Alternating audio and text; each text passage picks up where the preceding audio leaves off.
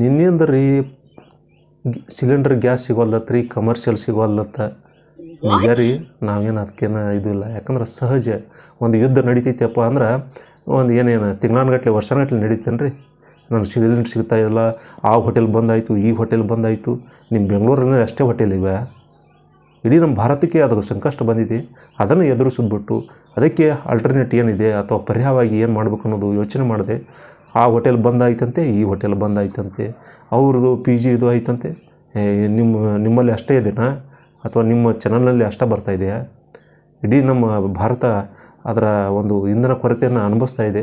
ಅದಕ್ಕೆ ಏನು ಪರಿಹಾರ ಮಾಡ್ಕೋಬೇಕಲ್ಲ. 1-2 ದಿನ ವೇಟ್ ಮಾಡಬೇಕು, ತಾಳ್ಮೆ ಬೇಕಲ್ಲ. ಏನಾಗ್ತಾಯಿದೆ ಯುದ್ಧ, ಏನೇನು ತಿಂಗಳಾನುಗಟ್ಲೆ ವರ್ಷಾನುಗಟ್ಲೆ ಮಾಡ್ತಾರೆ. 10 ದಿನ 15 ದಿನ 20 ದಿನ ಮಾಡ್ತಾರೆ.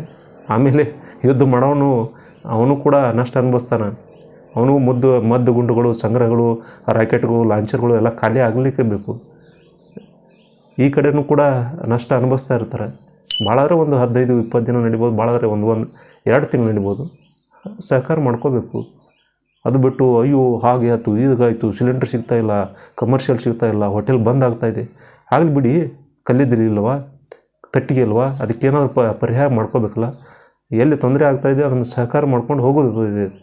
ಅದು ಬಿಟ್ಟು ಅಲ್ಲಿ ಬಂತು, ಈ ಸಿಲಿಂಡರ್ ಹೋಗ್ತಾಯಿಲ್ಲ, ಈ ಇಡೀ ಹೋಟೆಲ್ ತಿರುಗಾಡಿ ತೋರಿಸಿದ್ರೆ ಎಲ್ಲ ಒಂದೇ ಅಲ್ಲ. ಪ್ರತಿಯೊಬ್ಬರಿಗೆ ಅದು ಸಮಸ್ಯೆ ಇದೆ. ನಿಮ್ಮ ಬರೀ ಬೆಂಗಳೂರಿನಲ್ಲಿ ಅಷ್ಟೇ ಇದೆಯಾ?